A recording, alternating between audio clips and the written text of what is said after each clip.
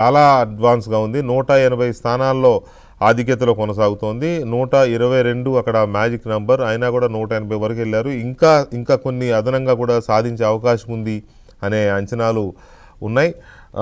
ఒక మిత్రుడైతే సర్వే చేసిన ఒక ఆయన 186 స్థానాలు ఎన్డీఏకి వస్తాయని చెప్పారు. ఇప్పుడు అది 180కి వచ్చింది. సో ఒక్కొక్కసారి అంచనాలు ఎగ్జిట్ పోల్స్ కానీ సర్వేలు కానీ చాలా బలంగా తగులుతూ ఉంటాయి. మరి ఎంత పర్ఫెక్ట్గా ఎలా వేశారనేది అది వేరే డిబేట్ అనుకోండి. అయినా కూడా బీహార్లో ఈ ఫలితాన్ని ఒకసారి విశ్లేషిద్దాం. అనలిస్టు సెఫాలజిస్ట్ రవికుమార్ గారు ఉన్నారు. రవి గారు నమస్తే. హలో. నమస్తే వెంకటకృష్ణ గారు.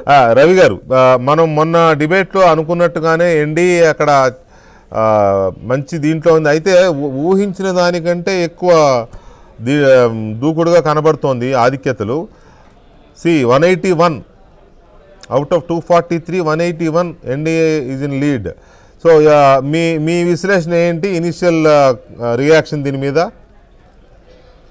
ఖచ్చితంగా అండి, అందరూ ప్రెడిక్ట్ చేసినట్టుగానే ఎన్డీఏ ఎగ్జిట్ పోల్స్ అన్ని కూడా ఎన్డీఏకి ఇచ్చి, but number is an abnormal. ఒక 180+ వరకు పోతుంది అని అంటే ఖచ్చితంగా అక్కడ ఓటర్స్ తాలూకా థింకింగ్ అనేది ఎన్డీఏ వైపు ఎందుకు ఉంది, ఎలా ఉంది అనే దాని మీద గతంలో కూడా కొంత విశ్లేషణ మనం చేశాము. సో ఇక్కడ మనం ముఖ్యంగా చూడాల్సింది ఏంటి అని అంటే, ఏదైతే రాహుల్ గాంధీ క్యాంపెయిన్ ఉందో ఓట్ చోరీ అనేది, ఆ క్యాంపెయిన్ అనేది అసలు రియలిస్టిక్ గా ప్రజలకు అక్కడ ఏం అవసరం ఉందో దానికి అనుగుణంగా దాన్ని అన్వయించలేకపోవడం అనేది ప్రధానమైన ఫెయిల్యూర్. అయితే దేశం మొత్తం మీద మీడియా అంతా కూడా ఓట్ చోరీ నినాదంతో కాంగ్రెస్ బీహార్ లో క్యాంపెయిన్ ని షురూ చేసినప్పుడు కొంత రవి ఒక స్మాల్ బ్రేకింగ్. రవి, 5వ రౌండ్ జూబ్లీస్ 5వ రౌండ్ కూడా ఓట్ల లెక్కింపు పూర్తయింది. 5 రౌండ్లు పూర్తయ్యేసరికి కాంగ్రెస్ పార్టీ అభ్యర్థి నవీన్ యాదవ్ 12,500 ఓట్ల ఆధిక్యతలోకి దూసుకెళ్లారు. ఇంకా 5 రౌండ్లు ఉన్నాయి. 6వ రౌండ్ కౌంటింగ్ ఇప్పుడే స్టార్ట్ అయింది. సో కాంగ్రెస్ పార్టీ అభ్యర్థి చాలా అంచనాలను దాటి ఆధిక్యతలో ముందుకెళ్తున్నట్టుగా మనం అనుకోవచ్చు. Right Ravi, sorry, please continue. మీకు నేను జూబ్లీస్ ఆ రోజు కూడా మన డిబేట్ లో అనుకునేటప్పుడు 8 to 10% వస్తుంది సార్ అని. అవును, మీరు అన్నారు. ఒక 2-3 ఏజెన్సీలు కూడా అంతే ఇచ్చాయి డిఫరెన్స్. నేచురల్ గా 8 to 10% ఎడ్జ్ లో వాళ్ళు ఉంటారు. క్యాండిడేట్ బలం కూడా, దానితో రేవంత్ రెడ్డి మాస్టర్ స్ట్రోక్ అంటా నేను. It's not all about a campaign. Correct.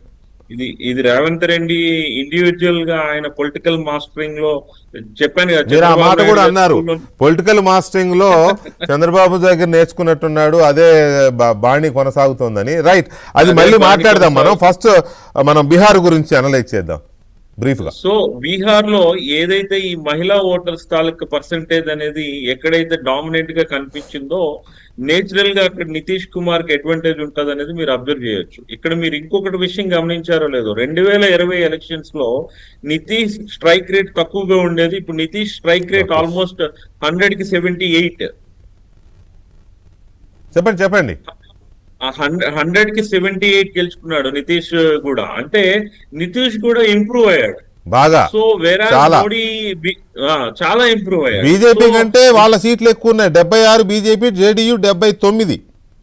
Absolutely. So నేను అనేది ఏంటంటే, నితీష్ ఏదైతే 1 year బ్యాక్ తీసుకొచ్చిన ఉమెన్ స్కీమ్స్ ఏవైతే ఉన్నాయో, 10,000 రూపీస్ ఇవ్వడం కానీ, అక్కడ లిక్కర్ బ్యాన్ మేజర్ గా అక్కడ ఇంపాక్ట్ చేసింది. రూరల్ పాకెట్స్ కి వచ్చేటప్పటికి లిక్కర్ బ్యాన్, అక్కడ మహిళల తాలూకు భద్రత విషయంలో కానీ, లా అండ్ ఆర్డర్ విషయంలో కానీ నితీష్ తీసుకున్న రిఫార్మ్స్ అనేది 10-15 years కంపారిజన్ చేసుకుంటే చాలా అద్భుతంగా పనిచేసింది అనేది అందరికీ తెలిసిందే.